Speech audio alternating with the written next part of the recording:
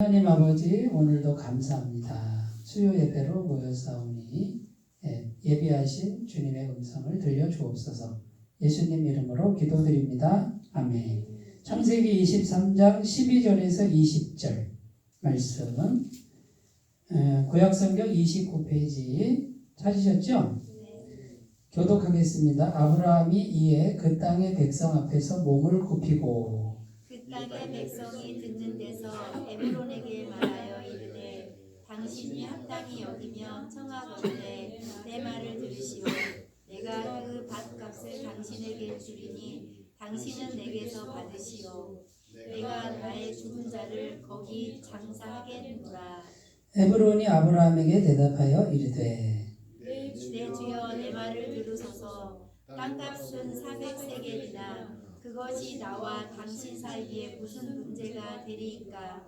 당신의 죽은 자를 장사하소서. 아브라함이 에브론의 말을 따라 에브론이 헷 족속이 듣는 데서 말한 대로 상인이 통용하는 은 400세겔을 달아 에브론에게 주었더니 만물의 앞 막발라에 있는 에브론의 밭 곧 그 밭과 거기에 속한 굴과 그 밭과 그 주위에 둘린 모든 나무가 성문에 들어온 모든 헷 족속이 보는 데서 아브라함의 소유로 확정된지라. 그 후에 아브라함이 그 아내 사라를 가나안 땅 마므레 앞 막벨라 밭들에 장사하였더라.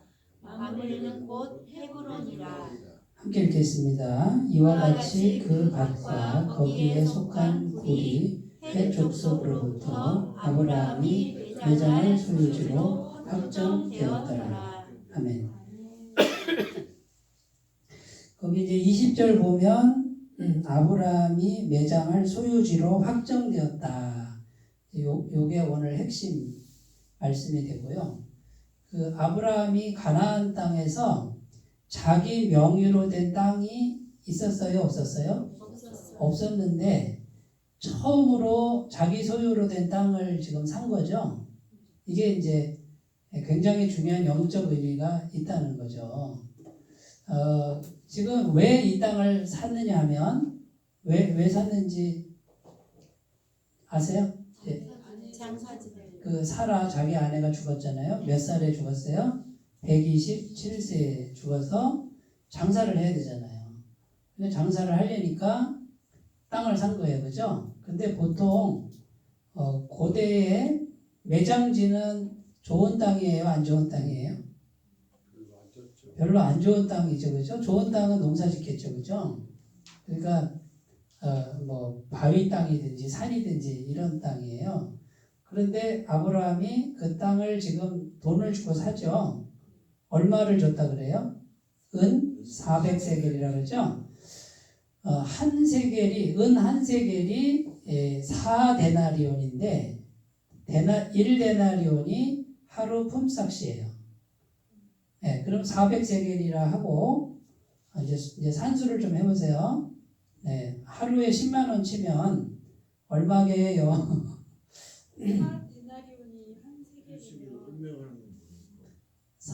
한 세겔이 4데나리온이니까 400세겔은 1600데나리온이죠. 그죠? 네, 그러니까 약 1억 6천만 원. 10만 원만 쳐도 네? 20만 원 치면은 3억이 넘어요. 네. 그런데 그렇게 좋지 않은 땅을 싸게 샀어요? 비싸게 샀어요? 뭐 매장지라 해봤자 뭐 크게 샀겠어요? 그죠?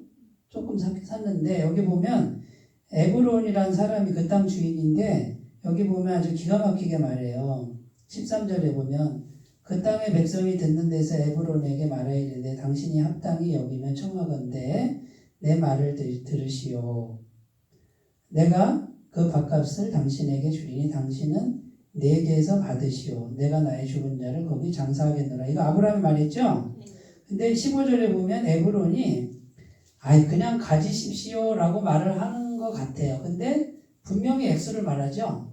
400세겔. 뭐 우리 사이에 그러면 되겠어요.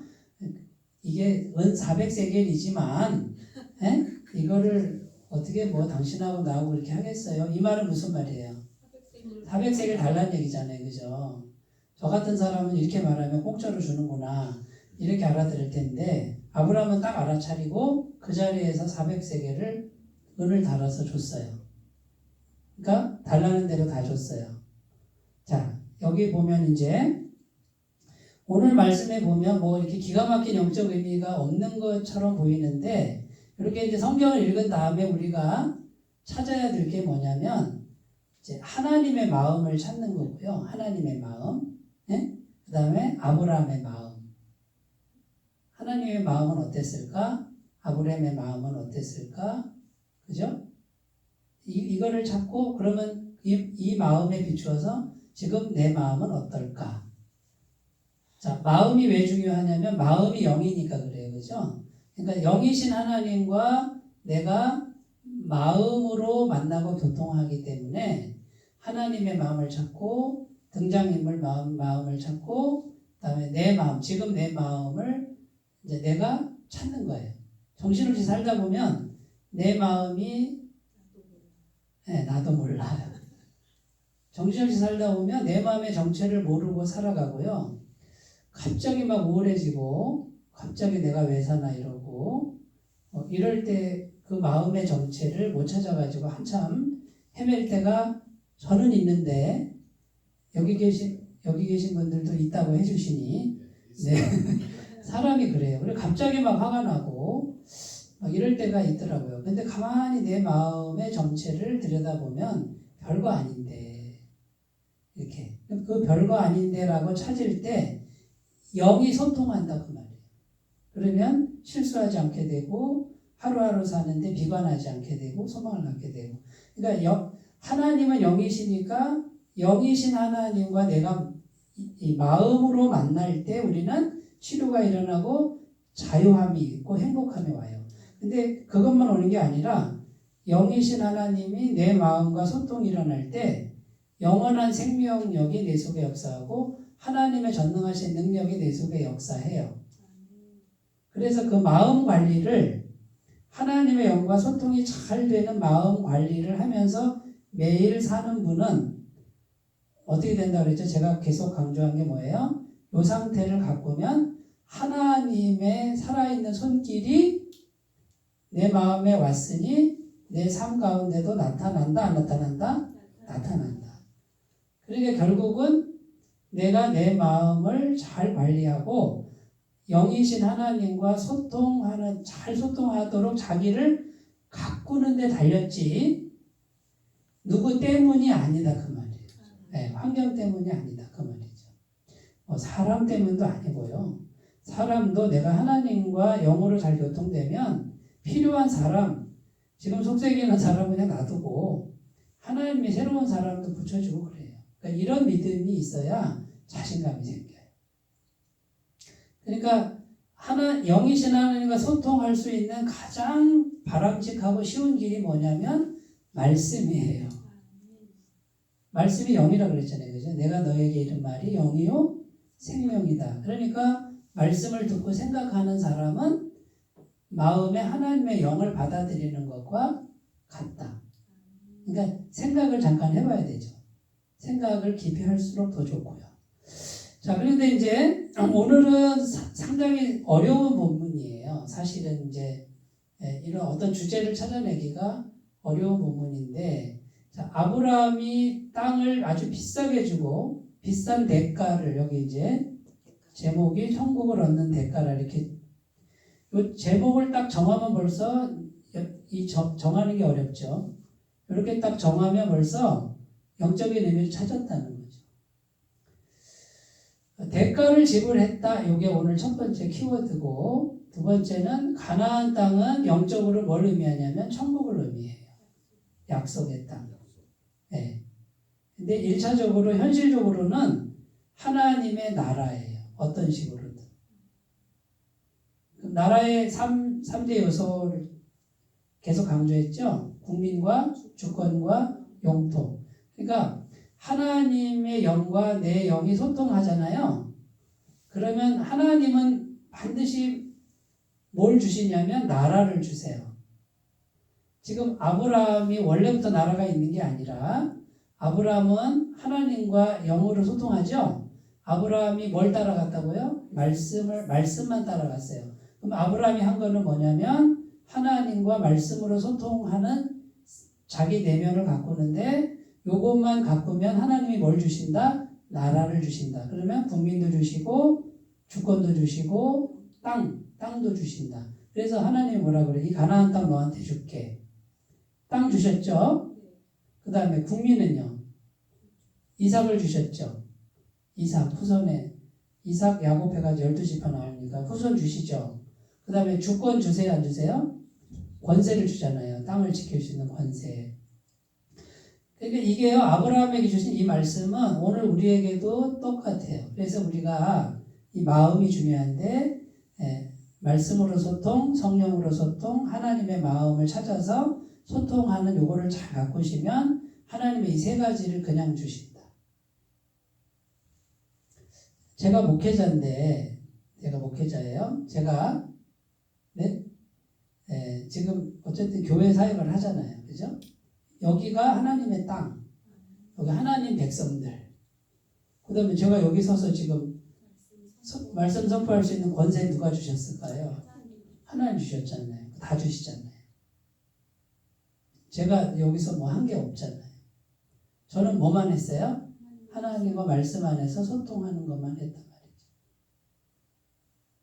말이죠. 저는 목회자니까 그렇게 하는데 이제 일을 하시잖아요. 그럼 내가 일하는 그곳이 그렇게 돼요. 그건 틀림없어요. 그리고 계속 하나님이 계속 확장되게 하셔요. 근데 이제 여러 가지 뭐 우여곡절이 있겠지만 틀림없이 그 방향으로 가는 게 하나님 전능하시니까 이거를 우리가 믿자 그 말이죠. 믿고 마음을 하나님의 영과 교통하는데 하나님의 마음이 뭘까? 이걸 항상 찾으셔야 돼요. 그리고 하나님 마음 찾으면 내 마음도 잘 보여요. 그리고 하나님과 내가 막혀있는 게 금방 드러나. 내가 뭘 붙들고 이따가 또 설명하는데, 그런데 이제 현실적으로 이렇게 주고 궁극적으로 가나안 땅은 우리가 죽어서 갈 영원한 나라 천국을 의미해요. 성경은. 그러니까 성경은 다중적, 복합적, 영적 의미가 있어요. 역사적 의미, 오늘날 우리에게 주는 현실적 의미, 그 다음에 궁극적 천국의 의미, 이렇게 복합적으로 생각을 해야만 돼요. 그러니까 가나안 땅을 내 소유로, 그동안에는 나그네로 살다가 이제는 내게 됐어. 내 명의가 됐어. 그럼 내가 천국을 얻었다 그 말이거든요. 쉽게 얘기하면. 근데 대가를 지불했어요? 안 했어요? 했단 말이에요. 그러니까 첫 번째 주제, 대가를 지불할 것인가. 자, 하나님이 아브라함에게 이 땅 너와 내 자손에게 주리라. 하나님이 주리라 했으니 대가를 지불해야 돼. 내가 주신다고 해서 그냥 공짜로 받으면 되지. 이렇게 생각할 수 있는데 아브라함은 대가를 아주 비싸게 치렀다. 요게 첫 번째 영적 의미예요. 자, 이제 생각해 보셔야 되는데, 자, 예수님 믿고 구원받은 거 공짜예요? 아니에요? 공짜죠, 그죠? 그냥 받았잖아요. 그런데 과연 공짜일까? 내 입장에서는 공짜고 하나님 입장에서는 대가를 지불. 하나님 입장에서는 어떤 대가를 지불했죠? 독생자 외아들. 독생자 예수를 죽였죠. 근데 그 독생자는 곧 하나님 자신이잖아요. 하나님의 전부를 희생한 대가를 지불했죠. 우리가 복음으로 구원받았다는 게. 그런데 이제 그 첫 번째 의미가 있고 두 번째는 뭐냐면, 자, 내가 구원받았어요. 자, 구원받았다라는 게 나는 아무것도 안 하고 그냥 구원만 달랑 따먹은 걸까요? 제가 구원을 받았다는 것은 응? 제가 주인을 한쪽 주인을 포기한 거죠. 그러니까 뭔가를 버려야 되잖아요. 굉장히 많은 걸 버려야 된단 말이죠. 왜냐하면 주인이 바뀌었으니까. 이제는 예수님 믿었다 이 말은 그 예수님의 은혜를 공짜로 받았지만 내 마음의 주인은 누구예요? 예수님이 됐으니 이제는 내가 예수님 없을 때 내가 갖고 있던 많은 거를 버려야 돼. 장로님 모두 다 버려야 돼. 전부를 벌어야 된다. 왜냐하면 주인이 바뀌니까. 그러니까 예수 믿고 구원받았다 그 은혜, 구원의 은혜를 그냥 받았지만 내가 예수님을 주인으로 모셨다 그 말은 그동안의 모든 삶을 청산해야 되는 전부를 버려야 되는 대가를 지불할 것이냐라고 오늘 주님이 물으신다 그 말이에요. 대가 지불하셨어요? 하신 것 같아요. 여기 계신 분들. 근데 할부처럼 자, 이제 주인 바꾸는 얘기를 좀 해볼게요. 교인 수가 한 5,000명 되는 교회가 있었어요. 근데 담임 목사님이 키가 저만해, 조그매. 그래가지고 외소해. 운전을 하는데, 운전기사가 조폭 출신이에요. 등치가 목사님 2배는 되고, 막, 험상 긋고 칼자국 있고. 그런데 이 조폭 운전기사가 저처럼 조그만 목사님한테 90도로 다 인사하고요. 따뜻하게 해요. 말 한마디 하면 막 절대 복종하고. 이제 그 집사님 이야기를 들어보니까 진짜 조폭이었대. 조직폭력배. 예? 근데 그 부인 되는 분이 교회를 나와서 집사님이 되셔서 신앙을 갖게 됐는데 남편을 놓고 눈물로 기도하는데 남편이 어느 날 조직폭력배에서 나왔대요. 근데 전과자를 누가 써주겠어요? 그러니까 집사님이 담임 목사님한테 우리 남편 직장 좀 얻을 수 있도록 기도해 주세요. 그런데 담임 목사님이 그게 이제 부담이 돼서 막 고민하다가 장로님들한테 얘기를 해서 제 운전기사 좀 시켜주면 안 되냐고. 전과자를 누가 쓰겠습니까? 그래가지고 운전기사를 시켰대요. 근데 이 집사님이 너무 신실하게 교회 생활하니까 중고등부에서 있잖아요. 청소년부, 중등부, 고등부에서 간증 강사로 섭외를 했대. 그래 이분이 가가지고 이제 자기는 조폭에 있었고 못된 짓도 했고 사람도 때리고 막 이런 얘기를 쭉 하면서 절대 빠지면 안 됩니다. 그랬더니 한 학생이 등치 큰 학생이 몰래 찾아왔대요. 자기가 지금 조폭에 들어갔는데 무서워 죽겠습니다. 거기서 나오려면 어떻게 해야 되죠? 그랬더니 이 조폭 출신 집사님이 이렇게 얘기하더래요. 뭔가 하나는 대가를 지불해야 된다. 손가락 하나든지 다리 하나든지 뭐 장기 하나든지 그걸 내줘야 너는 나올 수 있다. 거기서. 그냥은 안 보내줄 거다. 네가 대가를 지불하겠냐. 이 아이가 대가를 지불하겠다고. 무서워 떨다가. 뭐 하나가 잘려야 돼요. 장애인이 돼야 돼. 막 힘줄도 끊고 그러거든요. 그러니까 이 이야기가 뭐냐면요. 진짜예요. 조폭의 세계가 그래요. 그러니까 못 도망가죠. 보통 손가락을 자르죠. 보통 손가락 자르든지 뭐 허벅지를 이렇게 자르든지 팔을 하나 자르든지 뭐 장기 하나 꺼내든지 그래요. 네. 그렇게 무서워야 못 도망가잖아요. 무시무시하잖아요. 근데 나는 그만두겠습니다 하고 마음대로 하십시오. 웬만하면 죽이진 않지. 근데 뭐 하나는 대가를 지불해야 너는 소속이 바뀐다. 조폭의 소속에서 자유인의 소속으로. 자, 영적으로는 뭐예요? 마귀의 소속에서 주님의 소속으로 소속 이동이 이루어지는데, 자, 주님은 다 준비하고 기다리고 있어. 너 그냥 공짜로 받으면 돼. 하지만 너 어제까지 마귀의 소속이었잖아.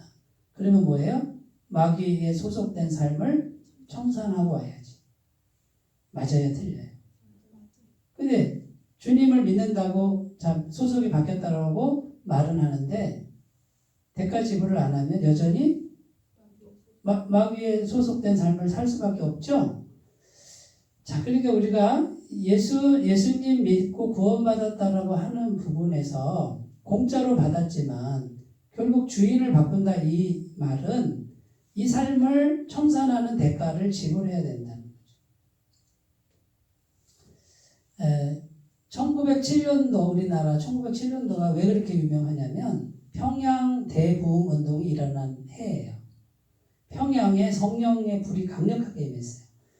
사도행전 2장에 가면 성령님이 오순절날 강력하게 임하죠. 제자들에게. 그러니까 제자들이 막 성령의 충만함 받고 담대하게 막 복음 전하잖아요. 그래가지고 막 이거는 인간의 힘으로는 감당할 수 없는 성령의 능력이 속에서 역사하니까 막 나 죽어도 좋아요. 순교하는데 막 달려가고 찬송하며 가고 막 이런 역사가 속에서부터 나타나잖아요. 우리나라에 실제로 이런 역사가 1907년도 평양 대부흥운동, 평양에 있었어요. 근데 성령이 오시니까 주인이 바뀌었어요. 사람들이 정말 성령을 받고 바뀌었다는 증거가 뭐냐면요. 술집 운영하던 사람들이 그날로 술집 문 닫아요. 쉬운 거 같죠? 뭐 먹고 살아요? 평생 벌어먹고 살던 직업이 술집이었는데 성령 받고 나니까 이거는 청산해야 되겠네. 자, 먹고 사는 거 어떻게 먹고 살아요? 애들은 커가는데 어떡할 거예요? 그런데 과감하게 버려요. 문 닫아버려요. 빚진 거, 떼먹은 거 어떻게든지 돈 모아서 갖다 갚으면서 회개를 해요. 이게 막 계속 일어났어요. 이런 현상이 진짜 부흥이라 그래요. 근데 성령이 와서 감정이 쫙 올라가고 눈물 찔끔 나고 이거는 가짜고 이건 진짜 부흥이 아니에요. 오싹하고 뭐 이런 건 아니고 정말 내 속에 내가 정말 이 죄악된 삶을 이전의 삶을 내가 완전히 청산하고 주님이 기뻐하시는 삶으로 가리라고 하는 강한 열망이 속에서 막 일어나는 이게 진짜 성령의 역사고 이게 정말 부흥이란 말이에요. 진짜 부흥은 주인이 바뀌는 그런 일이란 말이죠. 근데 1907년도에 우리나라에 이런 역사가 일어났고요. 성경에 보면 누가복음 19장에 삭개오 이야기 아세요? 삭개오가 누군지 아세요?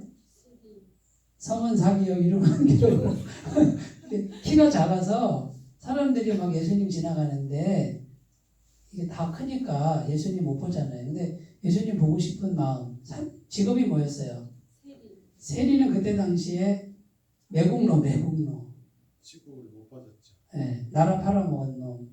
그 다음에 백성들의 그 세금을 막 100원이면 200원 받아가지고 100원은 자기가 챙기는 그런 사람들이 세리잖아요.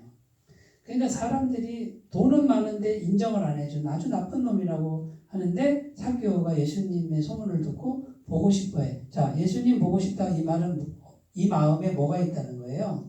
영적인 갈급함이 있는 거예요. 그래가지고 옛날 우리 어렸을 때 뽕나무에 올라갔다 그러죠. 근데 무화과나무? 사실은 뽕나무에 올라갔어요. 네, 근데 뽕나무라고 안 나오더라고 요즘에. 올라가서 이렇게 주님을 이렇게 보는데 주님이 지나가다가 주님은 아실까요? 모르실까요? 전지전능하시니까 알잖아. 갑자기 삭개오야 이렇게 딱 삭개오를 알고 계시는 거예요. 삭개오의 영혼을 보고 계시는 거죠. 내려와라. 내가 오늘 너의 집에 유하여야 되겠다. 이 말은 내가 그 집에 들어간다. 그 말은 너하고 나하고 친구 먹자. 교제하자. 난 너를 친구로 받아들인다. 아무나 안 들어가요. 집에 안 들어가. 같이 밥 안 먹어. 같이 밥 먹는다. 그 말은 너랑 나랑 교제하자. 이때 당시는. 그러니까 우리는 다 지금 같이 밥 먹는 식구잖아요. 그 대단한 사이지 우리는. 네. 그런데 삭개오가 주님을 영접하고 주님께 식사 대접하면서 말씀을 들으면서 진짜 회개가 일어나요. 그리고 자기가 평생 돈이라 그러면 할지는 못할지 다 하던 그 사람이 남의 고요를 뺏고 속여서 뺐던 그 사람이 돈을 놓기 시작해요. 내 소유의 절반을 가난한 사람들에게 내놓겠습니다. 내가 누구에게 속인 거는 4배로 갚겠습니다. 자, 이 사람에게 있어서 최고의 가치는 돈이었어요. 돈을 벌기 위해서는 무슨 짓이든 하던 그런 사람이 예수님을 만나고 나서 돈을 버리는 대가를 지불해요. 진짜 구원받은 거예요? 아니에요? 진짜 구원받았죠. 가짜 구원이면 어떻게 될까요? 돈을 안 넣죠. 이해가 되시죠? 첫 번째. 마태복음 13장에 가면 천국 비유가 쫙 나와요. 천국은 마치 이렇게 나오는데 밭에 감추인 보화가 있어. 네? 대가를 지불해야 성공한다. 네. 밭에 이 주인이 아니야. 소작인이 밭을 갈다가 떨그락 소리가 나서 보니까 항아리가 나오네. 근데 그 항아리에 세상에 제일 귀한 보물이 들어있네. 그래서 어떻게 했다고요? 다시 묻어두고 전 재산을 다 팔아가지고 주인에게 가서 이 땅값 얼마입니까? 그러니까 100만 원이다 그러니까 제가 200만 원 드릴게요 해가지고 밭을 샀다고요 안 샀다고요? 샀어요. 전부를 다 소유를 다 팔아 그 밭을 샀느니라. 왜 샀을까요? 거기 보아가 누구를 의미해요? 예수님을 의미하는 거죠. 예수님을 발견하니까 자기의 전부를 다 팔아도 아깝지 않다라는 확신이 생긴 거예요. 이 사람은 구원받은 사람이 아니에요. 진짜 구원받은 사람. 가짜 구원받은 사람은 안 사죠. 전부를 안 건다. 그러니까 우리의 신앙이 어떤 방향으로 대가를 자, 구원은 공짜로 주어지지만 예수님이 다 해놓으셨지만 그걸 우리가 받아들여서 이제 하나님을 만나요. 하나님의 성령께서 내게 오셔서 하나님의 생명, 하나님의 능력, 하나님의 마음, 하나님의 영광, 하나님의 거룩을 이 더러운 죄인의 영혼에 계속 부어줄 수 있도록 해놓은 게 예수님의 십자가 죄사함이에요. 근데 그걸 다 받아서 우리는 어떻게 해요? 날름날름 먹고 끝이 아니라 그 능력 받아서 뭘 청산해요? 과거의 삶을 과감하게 청산하는 대가를 지불하는 삶으로 넘어가는 것이 무슨 삶이다? 구원받은 삶이다. 그 방향으로 가지 않고 계속 머무는 사람은 구원인지 아닌지 점검하셔야 된다. 가짜 구원 아닐까요? 이렇게 함부로 말할 수는 없지만 생명력이 없잖아. 속에 생명력이 없잖아. 그죠? 사교기를 하면 구원을 받았다고 얘기를 하잖아요. 구원받은 네. 사람이 일어나다가. 네. 근데 이러는 사람들은 부적절히 일어나요. 그러니까. 이런 대가를 지불해야 된다는 말씀도 없어요. 이제 그거는 예수님 영접한 후에 이제 교회에서 할 일이죠. 이렇게 저희가 이제 설명을 해줘야 되는 일이고. 근데 우리 교회는 목사님께서 이렇게 설명해 주시니까 알아듣잖아요. 다른 분들도 하죠. 다른 분들도 하는데 안 하는 것. 아니 하죠. 하는데 여기로 오라고 해요. 감사합니다. 하여튼 그러니까 교회가 왜 필요하냐면 교회에서는 이제 구원의 복음은 막 이렇게 선명하게 분명히 선포하고 구원받은 사람들이 끝이 아니잖아요. 구원받은 예수님 영접한 이후에 어떻게 삶을 살아야 되는지를 잘 자세하게 하나하나 잘 설명해 주는 곳이 어디가 돼야 되냐면 교회가 돼야 되고 교회에서 교제할 때 우리 길집사님 그 센터 가면은 앉아가지고 간식도 먹지만 많은 얘기를 하잖아요. 모여가지고 교제하면서 신앙적인 얘기하고 오늘 말씀 듣고 나는 이런 걸 생각했다. 이런 얘기들을 계속 하다 보면 그게 교회 안에서 이루어지잖아요. 그러면 교회가 그런 역할들을 해서 구원받은 백성들이 어떤 방향으로 신앙생활을 해야 되는지를 계속 규명해 주는 그래야 신앙 성장이 일어나고 삶의 변화가 일어나도록 하는 게 교회다 그 말이에요. 그러니까 여기 지금 이제 다 교회의 주인공들이시니까 내가 교회의 일원으로서 어떻게 내가 교회에서 역할을 해야 되겠구나라는 것을 찾을 수 있는 거죠. 나라는 존재가 굉장히 중요하죠. 목사님 혼자서 못해요. 성도님 한 분 한 분이 각자의 자리에서 은혜를 나누는 그 일이 다 신앙 성장에 도움이 돼요. 앞서간 사람도 있고 뒤서간 사람도 있지만 만나서 자꾸 얘기하다 보면 이런 얘기들이 나올 수밖에 없고, 그죠? 저도 자꾸 설교하다 보니까 이런 얘기를 할 수밖에 없고, 또 이걸 찍어가지고 어쨌든 올려놓으면 그래도 누군가는 보니까 적은 숫자라도 보니까 그러면 그걸 들으면서 단 하나라도 고민을 한다 그러면 저는 보람을 느끼는 거예요. 네, 그게 제 할 일이니까 한 번이라도 들으면 하는 거지. 두 번째로 넘어가 볼게요. 자, 대가를 지불할 것인가. 요게 이제 오늘 하나님의 마음이에요. 하나님이 우리에게 던지시는 마음. 두 번째, 자, 내가 죽어야만 들어가는 곳이다. 이게 뭐냐면 사라가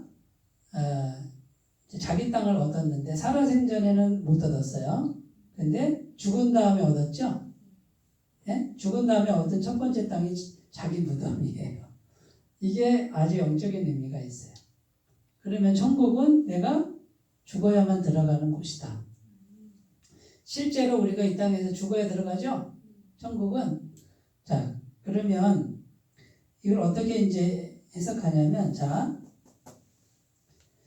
영적인 천국, 내가 지금 실제로 죽어서 들어간 천국 말고 지금 내 안에 영적인 천국은 어떻게 내 안에 천국이 이게 잉태될 수 있을까요? 천국에 내가 내 마음에 들어갈 수 있을까요?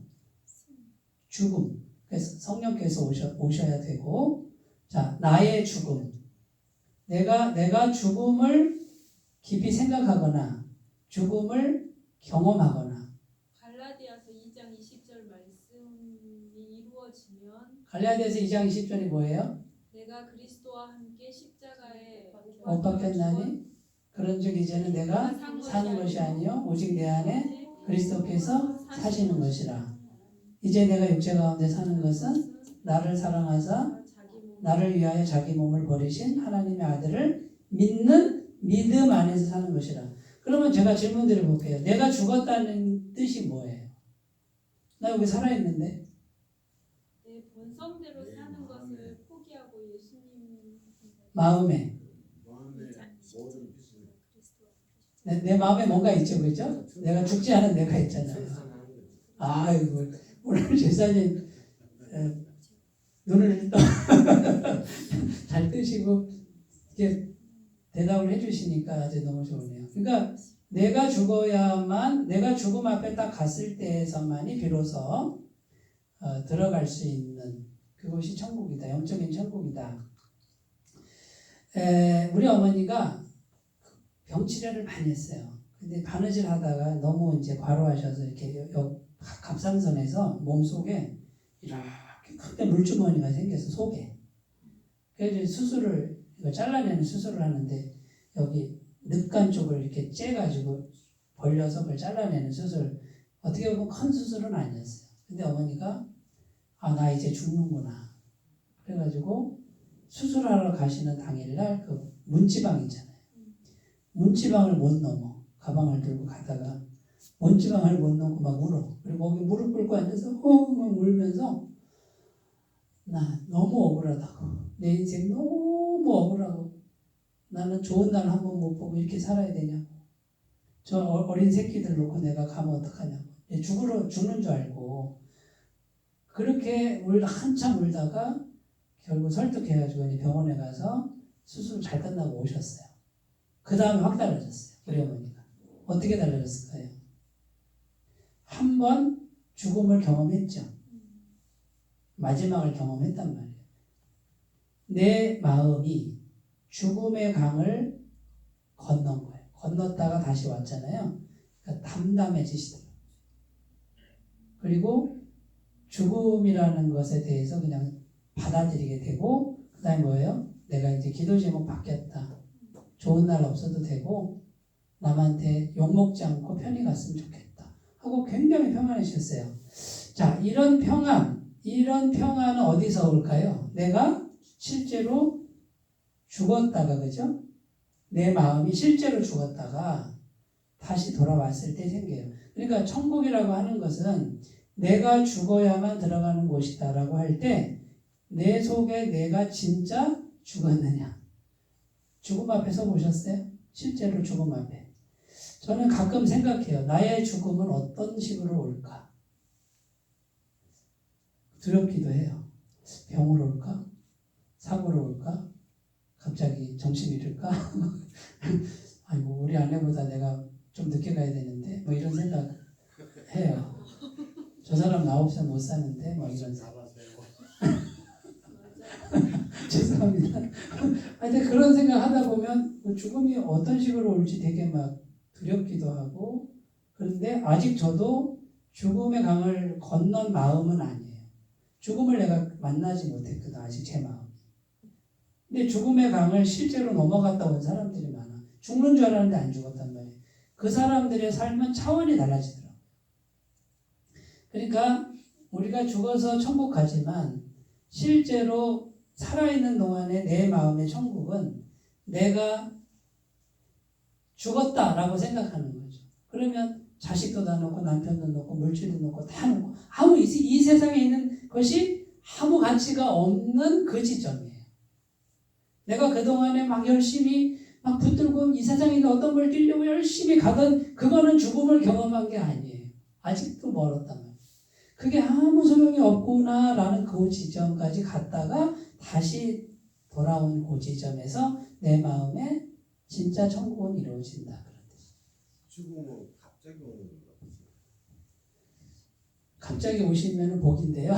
제가 내가 그걸 늦게 봐가 그래. 아 그래요. 네. 그게 알고 보니 이명이 됐어. 아 이명. 이명인데 내가 그날 죽는 줄 알았어. 아 나 그는 네, 그런 경험들. 네. 쓰러졌으니까 아무것도 안 보이고 뭐. 아이 정신이. 이명이 심하게 하거든. 네, 네. 나 그날 죽는 줄 알았어. 그러니까 119 갔어. 네. 그러니까 이제 그 지점이고요. 초대교회 예배 공동체는 잡히면 죽으니까 어디서 숨어서 예배드렸냐면 카타콤이라고 아세요? 카타콤이라고 하는 지하 무덤. 그 이스라엘 그 무덤은 이렇게 흙을 파잖아요. 그 석회암 아니 뭐라고 무슨 질인데 손으로 팔 때 금방 파져요. 석회서. 예, 금방 파는데 공기가 딱 닿으면 돌처럼 굳어지는. 예, 그래가지고 매장할 때 손으로 파도 다 파져. 시체를 넣고 있으면 거기가 돌처럼 굳어지는 그런 미로처럼 되어 있는 지하 묘지가 있어요. 한번 들어가면 잘 못 나와요. 그러니까 로마 군인들이 와서 잡으려고 그래도 못 잡았어요. 왜냐하면 미로처럼 돼 있어가지고 거기 숨어서 예배를 드리는데 보세요. 예배는 생명의 예배죠. 영생의 예배잖아요. 근데 옆에는 뭐가 있어요? 전부 시체들이 있어요. 근데 놀라운 사실은 시체 썩는 냄새가 안 나는데 그 흙 토양이 신기하죠. 카타콤 가봤어요. 네. 근데 진짜 막 지하에 이렇게 있는데 시체들이 있는 그 한 가운데서 예배를 드린다. 이게 상당한 영적인 의미가 있어요. 죽음과 생명이 공존하잖아요. 그러니까 영생이라고 하는 거는 죽음이 전제가 됐을 때 영생이다. 내 안에 진짜 영생은 내가 이 세상에서 죽었다라고 생각하는 그 지점에서 진짜 영생이지, 이 세상에 있는 귀한 거를 계속 어떤 식으로든 붙들고 있는 사람에게 진짜 영생이라는 것은 약하다. 자, 재미있는 얘기가 있는데 맹모 삼천지교 들어보셨어요? 맹자 어머니가 맹자를 교육할 때 3번 이사를 했다고 그러잖아요. 첫 번째 살던 데가 장의사 아닌가?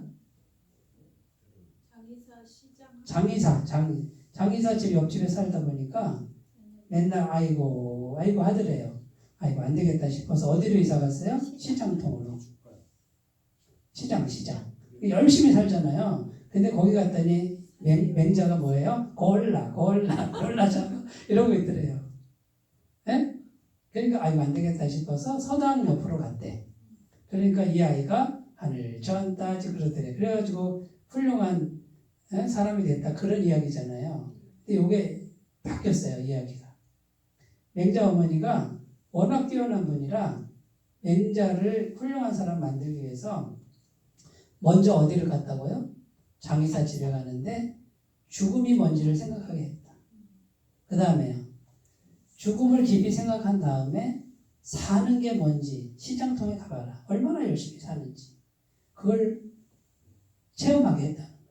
자, 죽음을 생각한 사람이 살 준비, 제대로 살 준비가 되고, 너는 죽음도 공부했고 삶도 공부했으니 이제 학문을 공부해라. 그래가지고 드디어 이 사람은 진짜 학문, 수준이 있는 학문, 그걸 이뤘다는 거죠.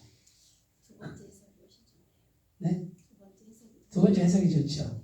영적인 해석이에요. 우리도 죽음을 깊이 생각해 봐야 이 세상의 끝, 이 세상의 모든 귀한 게 제로가 되는 지점, 내가 제로가 되는 그 죽음 앞에 깊이 생각한 사람이 거기서 삶이 의미가 있어요. 내가 어떻게 살아야 되는지, 뭘 중요하게 여기며 살아야 되는지 답이 나오는데 죽음 앞에 서지 않으니까 뭐예요?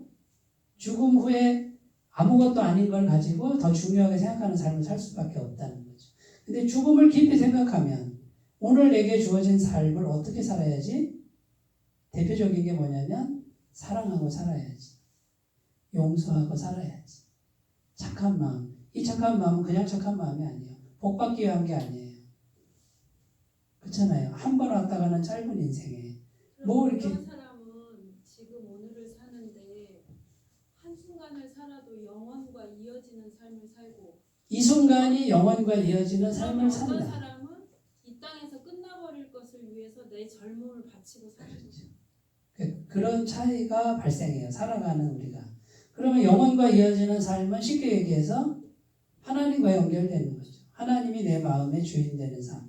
처음에 얘기했듯이 하나님의 마음과 내 마음이 연결돼서 하나님의 말씀에 내가 순종해가는. 성경이 말하는 하나님 말씀 듣고 순종해라. 이게 영생의 삶이에요. 근데 우리는 죽음을 깊이 생각하지 않고 들으니까 잔소리 같고 막 무거운 짐 같고 하기 싫고 이렇게 돼요. 그런데 죽음 너머에 계신 하나님이 우리에게 던져주시는 게 영생의 말씀이잖아요. 그래서 이 말씀은 우리가 생각하는 그런 수준이 아니고 영혼 속에서 던져진 말씀인데 그렇게 못 받는 거예요. 우리가. 영이 열리지 않고 믿음이 열리지 않으니까 이걸 전부 의무로 율법적으로 내가 열심히 뭔가를 해야만 되는 이렇게 받아들이니까 말씀이 은혜가 안 되고 사랑의 음성으로 안 들리는 거예요. 그 죽음을 느낄 수가 없기 때문에. 그러니까 말씀 잘하셨는데 죽음을 깊이 생각하는 거 우울증에 빠지라는 게 아니라 정말 죽음을 깊이 생각해보는 그 제로 지점을 깊이 생각하고 다시 삶으로 돌아와서 오늘 사는 이 작업이 중요하다. 네. 자, 그 다음에 세 번째 이제 여기는 간단하게 할게요. 내 영혼의 천국을 방해하는 게 뭘까요? 자, 내가 죽어야만 들어가는 곳, 내가 죽음 앞에 서야 천국, 진정한 천국이 온다 그랬죠? 그러면 나로 하여금 죽지 못하게 방해하는 게 뭘까요? 욕심, 그렇죠. 욕심. 뭐에 대한 욕심? 소유. 이 세상의 거, 귀한 거. 그럼 내가 지금 살아도 지옥을 산다 이런 말 하잖아요. 음. 그거는 내 원대로 안 될 때 그렇게 말하거나 아니면은 저 같은 경우는 자존심 상할 때. 자, 자존심, 욕심, 명예, 전부 공통점이 뭐예요? 나중심. 자기 자신. 자기가 안 죽는 거예요. 자아가 시퍼렇게 살아있는 한은 굉장히 걸림돌이 되는데 그 걸림돌은 다른 게 아니라 나 자신이에요. 에디스라는 사람이 있어요. 에디스가 장사인데 북쪽으로 가니까 커다란 곰이 있고 근데 그 곰 이름이 에디스야. 동쪽으로 가니까 큰 사자가 있는데 가로막고 있어. 무시무시한 사자. 근데 그 사자도 에디스야. 왼쪽으로 가니까 천하장사가 있는데 그 천하장사도 에디스고 뒤에 가니까 뭐 하여튼 대단한 뭐 성이 있는데 그 성 이름도 에디스야. 무슨 말이에요? 자기가 전부 걸림돌이 되고 있더라 그 말이죠. 이런 에디스 오화가 있어요. 결국은 우리가 보세요. 많은 인생의 문제가 있는데 영적으로는 하나로 보는 거예요. 영적으로는. 그 많은 문제의 원상지가 어디서 나온다고요? 내 속에서, 마음에서. 자기 자신에게서 나오고 자기 자신을 복종시키고 하나님의 말씀과 하나님의 영이 와서 소통하도록 하는 요 작업에서 모든 것이 다 풀려요. 요거를 꼭 받아들이셨으면 좋겠습니다. 자, 오늘 말씀 정리해 볼게요. 천국을 얻는 대가를 지불했는데 비싸게 지불하는데 하나님은 전부를 지불했고 우리에게도 전부를 원하셔요. 대가를 지불하시겠어요? 라고 주님이 물으십니다. 이제까지 내 삶을 청산하는데 아무리 아까워도 내가 죽어야만 죽음을 깊이 생각하셔야 돼요. 네, 죽음의 경험, 내가 재료가 되는 지점, 내 안에 내가 걸림돌이다. 그러니까 내 자아. 근데 그 자아가 하나님께 잘 길들여진 자아는 괜찮아요. 그러니까 자아가 죽어야 된다라는 말이 이게 영적으로는 아주 맞는 말이고요. 세상에서 하나님이 안 계시니까 영이 안 계시니까 세상은 뭐라 그래요? 자아 개발이라 그러는데 자아를 개발할 수 있지만 자아가 점점 강해질수록 영적으로는 멀어지는 요거를 잘 분별하셔야 돼요. 물론 나를 개발해야 되지만 하나님 앞에서의 어떤 걸림돌이 되는 나는 죽어야 된다. 요게 구분이 잘 되시는 분은 실패 없는 삶을 살 줄로 믿고 항상 영생의 삶을 살 줄로 믿습니다. 기도할게요. 하나님 아버지, 천국을 얻는 대가를 지불하겠느냐. 이 음성에 정말 진지하게 고민하고 그 방향으로 나아가는 우리가 되게 하옵소서. 예수님의 이름으로 기도드립니다.